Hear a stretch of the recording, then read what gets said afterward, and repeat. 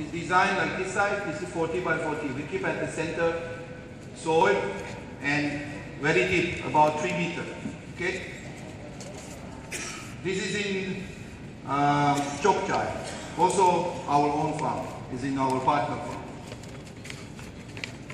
Okay, so you can see, like, they have a video of the Brazil farm. This is in between Fortaleza and Natal. So it's a farm that is covered. You see, the ponds are very small and very easy to control. And if we can rise the temperature, we can control the virus. I mean, virus is very sensitive to the heat. Okay? This is in Indonesia. So we have produced about 15 tons for every 1,000 square meter of the water area.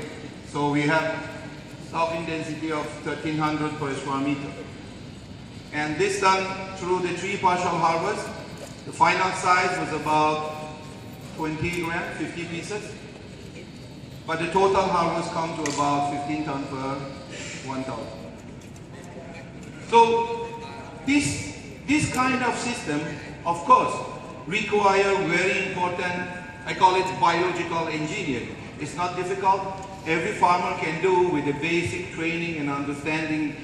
You know, we have to forget the fiction. You know, in our industry, in the shrimp industry, a lot of people, they make a lot of story. And we always fight with them. You know, like, there are people, they say a lot of things that is not true. But we have to go back to the science, because this industry, yes, 20 years ago was an art. I remember I had a technician, he said, I put my finger in the water, I know how much is the pH. So I fire him. I said, there is no such a thing. Okay? Today, this industry is moving more towards the science. Okay? It's no more longer, I smell, I feel, I sense, I talk to shrimp. No. We talk to the shrimp by understanding the condition and environment. Okay? The feed management, it's very important. I think my friend Dr. Albert, he mentioned a lot about the nutrition. I 100% agree with him. We have to move to the feed biosecurity. But the feed management is always, because feed alone, it counts about 60 to 70% of the cost. I mean, if you are a farmer, you know, you pay a lot of money to buy the feed. And in the other hand, feed considers a lot in terms of input of the nutrition. Maybe 70 to 80% of the organic matter in the pond, it comes through the feed. So you imagine if you are a farmer, then you do 10% extra overfeeding.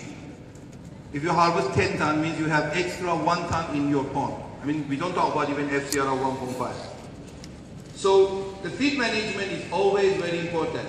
And overfeeding, besides that you lose money from your pocket, you destroy the environment, because it's a lot of organic matter goes, and you cannot manage the phytoplankton, you cannot manage the bioremediation. It's going to have a lot of problems. Your BOD will go up, your ORP will go down.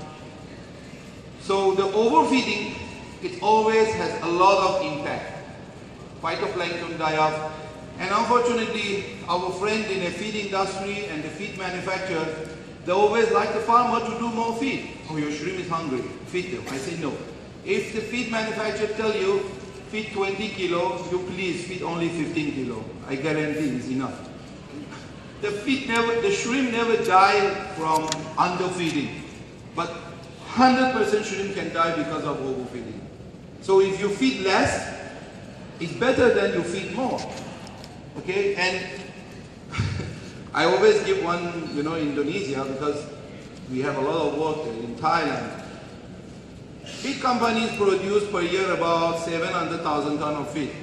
So if you imagine, this is by the rate of the industry FCR of 1.5. So if somebody go and bring the rate to the 1.4, means the industry right away lost 40,000-50,000 tons of feed, correct?